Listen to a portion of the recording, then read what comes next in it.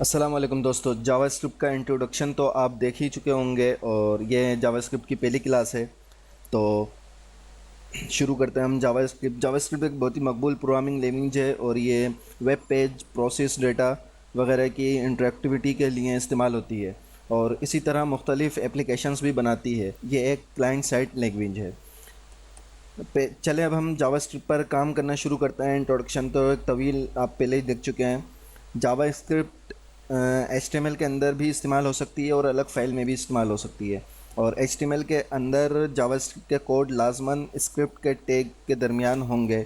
JavaScript को HTML के body और हेड टैग में दोनों में इस्तेमाल किया जा सकता है। अब हम ज़रा इस चीज़ को प्रैक्टिकल करके देख लेते हैं। मेरे पास सबलाइम है, जैसे कि मैंने बताया था इंट्रोडक्शन के मैं सबलाइम इस्तेमाल करूँगा।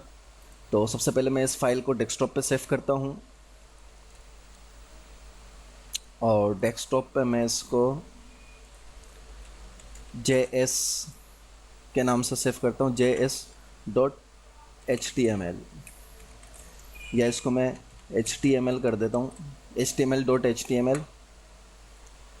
ये मेरे पास फाइल डेस्कटॉप के ऊपर आ गई है HTML की। तो अब इसके अंदर मैं HTML के जो मेन टैग हैं वो ले लेता हूँ। उसके बाद यहाँ टाइटल लिख देता हूँ,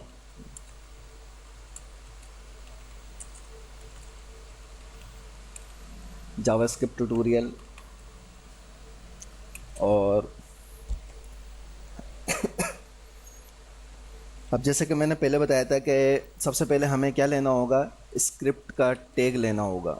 ये स्क्रिप्ट का टैग हमने इसके अंदर लिया जावास्क्रिप्ट लिखने के लिए। स्क्रिप्ट का एक ओपनिंग टैग है ये, और ये इसका क्लोजिंग टैग है। हमें जावास्क्रिप्ट का जो भी काम करेंगे वो हम यहाँ करेंगे।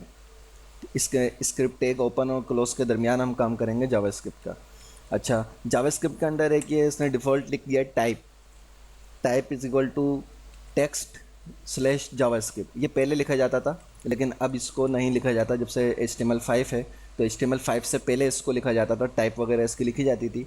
लेकिन अब HTML5 में हमें जावास्क्रिप्ट की अलग से टाइप वगैरह नहीं देनी होती। स्क्रिप्ट का जो टैग है यही इसको जाहिर कर रहा है कि यह जावास्क्रिप्ट है।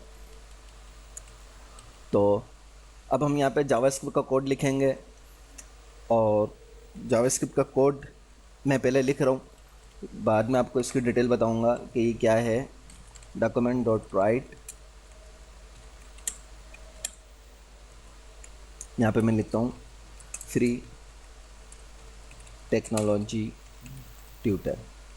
इसको मैंने सेव किया और सेव करके इस फाइल को मैं अपने फायरफॉक्स में खोलूँगा। जी दोस्तों, ये फ़ाइल मेरे पास यहाँ पे खुल गई है। ये यहाँ पे इसका टाइटल आ गया जावास्क्रिप्ट ट्यूटोरियल, और यहाँ पे ये जो हमने जावास्क्रिप्ट के अंदर लिखा था document.write के अंदर, तो ये फ्री टेक्नोलॉजी ट्यूटर यहाँ पे लिखा हुआ आ गया। अब ये देखिए कि इस टैग को हम, इस जावास्क्रिप्ट के टैग को हमने भी बॉडी के टैग के अंदर इस्तेमाल किया है। इसको हम हेड टैग के अंदर भी इस्तेमाल कर सकते हैं। यहाँ पे टाइटल के बाद यहाँ पे भी हम इसको इस्तेमाल कर सकते हैं। और मैं रिफ़्रेश कर रहा हूँ तो देखिए रिज़ल्ट वही है, ठीक है। और इसको हम, तीसरा तरीका इसका है कि हम इसकी एक एक्सटर्नल फ़ाइल बना लें और उस फाइल के अंदर हम इसको इस्तेमाल करें। तो वो मैं एक्सटर्नल फ़ाइल किस तरह बनेगी वो भी मैं आपको बता देता हूँ। कि एक न्यू फाइल ली और इस फाइल को मैंने सेव करा JS.js। JS मतलब जावास्क्रिप्ट और इसकी एक्सटेंशन है .js, जो है इसकी एक्सटेंशन है। इसको डेस्कटॉप पे मैं सेव कर रहा हूँ। अब हमें इसके अंदर स्क्रिप्ट के टैग लगाने की ज़रूरत नहीं है। अब हमें जावास्क्रिप्ट की फ़ाइल में स्क्रिप्ट का टैग लगाने की ज़रूरत नहीं है। उधर मैं सिर्फ ये document.write का जो मेथड है ये मैं यहाँ पे लगा दूँगा। और अब इस फाइल को जिस तरह CSS के अंदर हम लिंक देते हैं, सेम इसी तरीके से हमें इसका भी लिंक यहाँ पे देना होगा। उसके लिए हमें स्क्रिप्ट का टैग लेंगे और अब यहाँ पे स्क्रिप्ट का टैग लेने के बाद यहाँ पे हम सोर्स लिखेंगे, जिस तरीके से हम इमेज टैग के अंदर लिखते हैं सोर्स, और इज इक्वल टू यहाँ पे फाइल का नाम आएगा जो कि मैंने रखा हुआ है JS.js। ये डेस्कटॉप पर है। तो अब हम इसका रिज़ल्ट देखते हैं तो भी सेम रिज़ल्ट होगा, ठीक है। तो जावास्क्रिप्ट के लिखने के 3 तरीके हैं, एक हेड के अंदर लिखा जा सकता है, एक बॉडी के अंदर लिखा जा सकता है और एक ये एक्सटर्नल फाइल के अंदर मैंने यहाँ पे लिखा हुआ है। तो एक्सटर्नल फाइल में जो लिखा हुआ है उसका हमने लिंक यहाँ पे दे दिया है। जैसे इसका लिंक जो है वो हेड में भी दिया जा सकता है और बॉडी में भी दिया जा सकता है।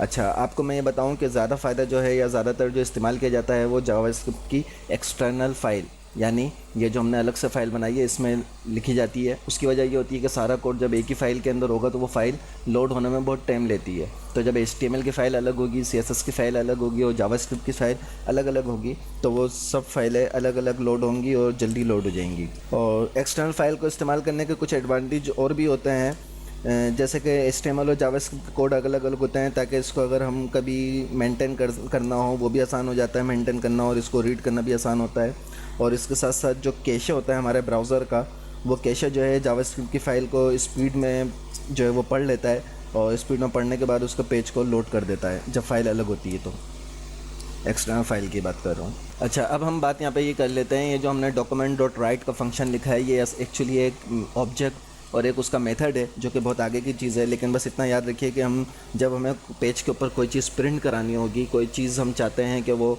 हमारे ब्राउज़र के अंदर शो हो जो हमने काम जावास्क्रिप्ट के अंदर किया है, तो उसके लिए हमें ये मेथड इस्तेमाल करना होगा। डॉक्यूमेंट डॉट राइट लिखेंगे, 2 ब्रैकेट लगाएंगे, आखिर में सेमीकोलन लगाएंगे और यहाँ पे जो भी स्ट्रिंग हम लिखना चाहेंगे वो हम यहाँ पे लिखेंगे। स्ट्रिंग कहते हैं टेक्स्ट को। जो भी टेक्स्ट हम यहाँ पे लिखना चाहेंगे वो हम यहाँ पे इसके दरमियान में यहाँ पे हमें लिखना होगा।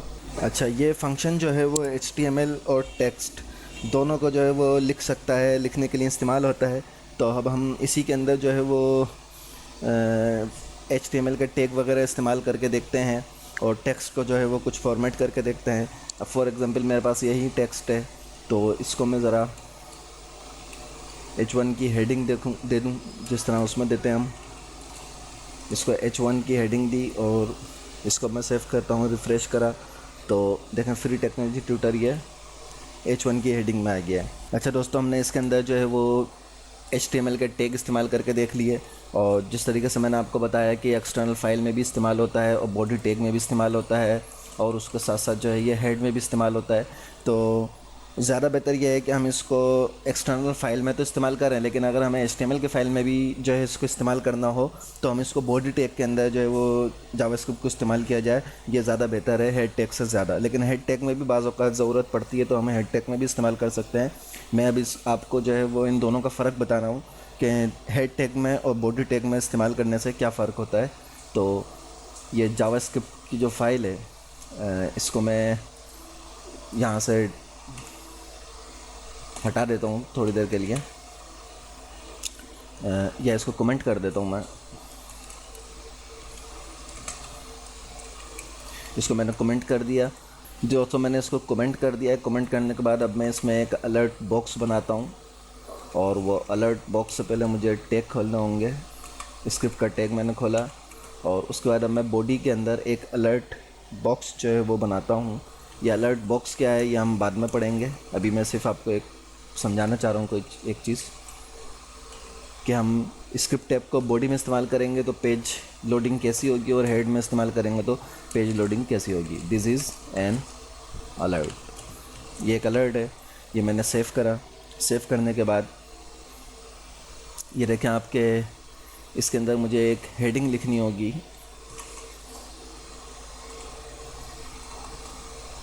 और हेडिंग मैं यहाँ पे लिखता हूँ। ये देखिए, अब मैं इस टैग को बॉडी से हटा के हेड में रख देता हूँ और हेड में रखने के बाद ये मेरा बॉडी का टैग है, जो मेरा HTML का पेज होगा वो है, और ये मेरा स्क्रिप्ट जो है जावास्क्रिप्ट का वो हेड के अंदर है। तो अब एक्चुअली होगा क्या कि जब ये पेज लोड होगा तो ये देखिए पेज लोडिंग पे चल रहा है, जो हेड के अंदर स्क्रिप्ट लिखा हुआ है। तो ब्राउज़र जो है वो पहले इस स्क्रिप्ट को पढ़ रहा है और पढ़ के उसने एक अलर्ट बॉक्स बना दिया। अब जब मैं इससे आगे जाऊँगा तो ये जब तक मेरा पेज लोड हो रहा है, यानी स्क्रिप्टिंग जितनी हेड में होगी वो पहले लोड वो होगी, उसके बाद HTML चीज़ बाद में आएगी। अब उसके बाद ये आया, और अगर मैं इसी टैग को कट करके यहाँ पे बॉडी में लगा दूँ और इसको सेव करूँ, अब यहाँ देखूँ तो ये देखिए मेरा पेज भी लोड हो गया जो होना था, और यहाँ पे ये ओके कर दिया मैंने, इसको जावास्क्रिप्ट का टैग अलर्ट आ गया था। तो आई होप कि आपको ये समझ में आया होगा कि बॉडी के अंदर स्क्रिप्ट टैग को इस्तेमाल करें और हेड के अंदर स्क्रिप्ट टैग को इस्तेमाल करें तो क्या फ़र्क होता है। तो लेकिन हम इसमें जो है वो अब एक्सटर्नल फाइल के अंदर जो है हम अपना टैग इस्तेमाल करेंगे। अब मैं यहाँ से इसको हटा देता हूँ और एक्सटर्नल फाइल का लिंक जो है यहाँ से उसको इनेबल कर देता हूँ, सेव कर देता हूँ।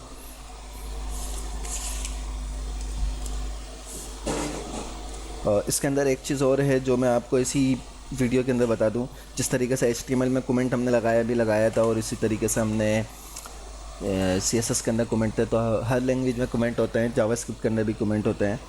तो इसके अंदर कमेंट लगाने के दो तरीके होते हैं।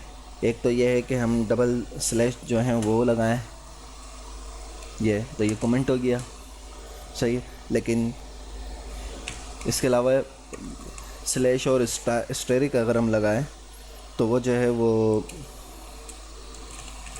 This is multiple line comments. अब ये 3 लाइनें मल्टीपल लाइनें, इसको कमेंट करना है तो जो हमारे पास CSS का स्टाइल है कमेंट का, वो स्टाइल यहाँ पे लग जाता है। ये कमेंट हो गया मल्टीपल लाइन का और ये हो गया this is single line comment, ये सिंगल लाइन कमेंट है। तो अब मिलते हैं अगली वीडियो में, उसके अंदर हम आगे की बात करते हैं। जितनी इसकी बेसिक्स बातें थी, बेसिक वो बातें जो आपको याद रखनी है वो आपको मैंने यहाँ पे बता दी।